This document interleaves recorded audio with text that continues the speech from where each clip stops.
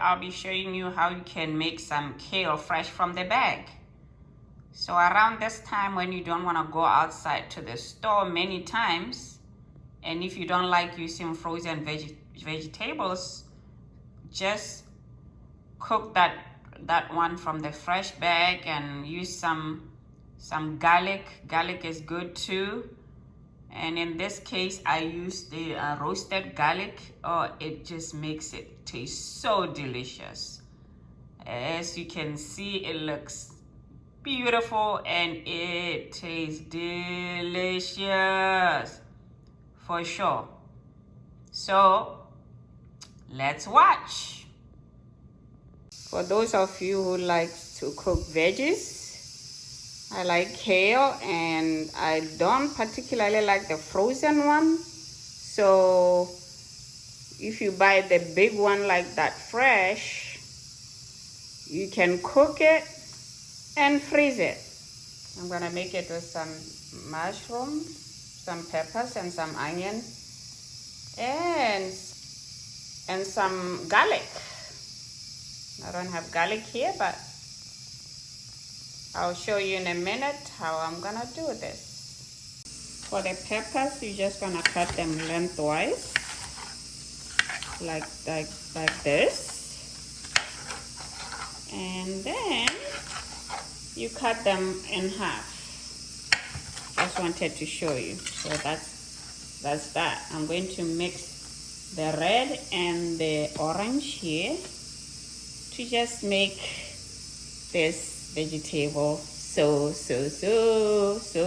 inviting.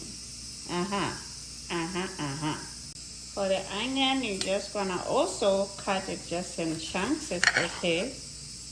You're gonna cut it in circles like that, and then for mushrooms, I already bought the cut up ones, so I don't need to do any more cutting. So that's easy.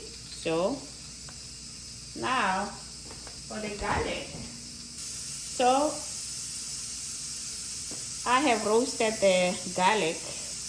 My niece gave me this idea that if you don't want to throw away your garlic, roast it and put it in the refrigerator. So I'm going to actually freeze some of it. So also when you roast it, it produces even better flavor, some good stuff. It's really good, so just try it. So I'm gonna use it. I'm gonna just chop it up a little bit because it's already soft. Okay, so those are all the ingredients for making our kale today. Okay, so I have 3 tablespoons of olive oil here, and then you're going to put this onion. This is 1 onion. And I'm going to fry it. I'm gonna saute it for about 2 minutes, and then add the peppers. I'm going to add the peppers now.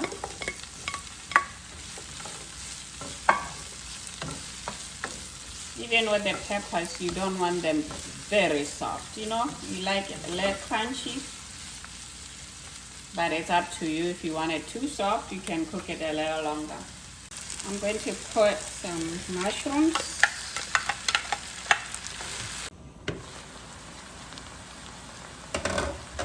Here I have covered it up, so we have a little bit of some juiciness from the peppers and everything else. I am going to put some ground turmeric. I love turmeric and I love it for color, and it's also good for you. I was cool too. Turmeric.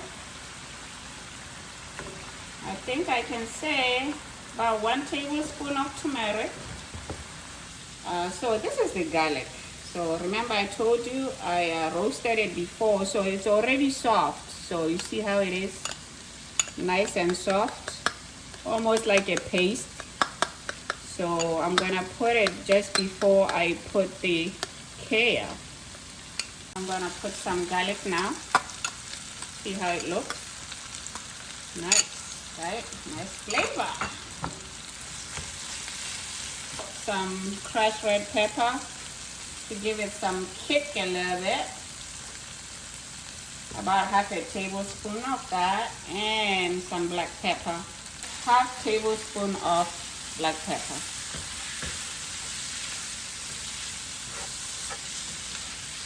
And then I'm ready to put the kale.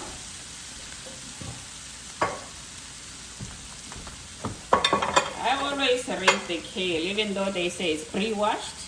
I still rinse it and take out some dead ones, the brown stuff in there. So that's that. So once you cook this, you saute it, then you can put the rest of what you don't eat in the freezer to avoid going to the store to keep buying a fresh one. That is if you don't have the frozen one like me. Right. The salt and a little bit of salt.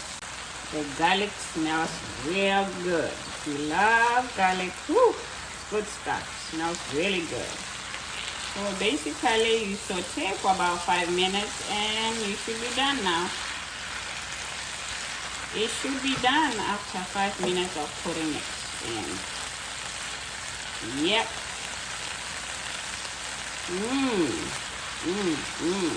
Yummy. Yummy. And if you had some kind of chicken gravy, because I don't like the one from the box, you can put a little bit of chicken gravy in here. Whatever gravy you have, that will even be better. So I'll probably do mine when I cook the chicken. So I can pour a little bit of it in it. So that's how you make it even beautiful and tasting real good.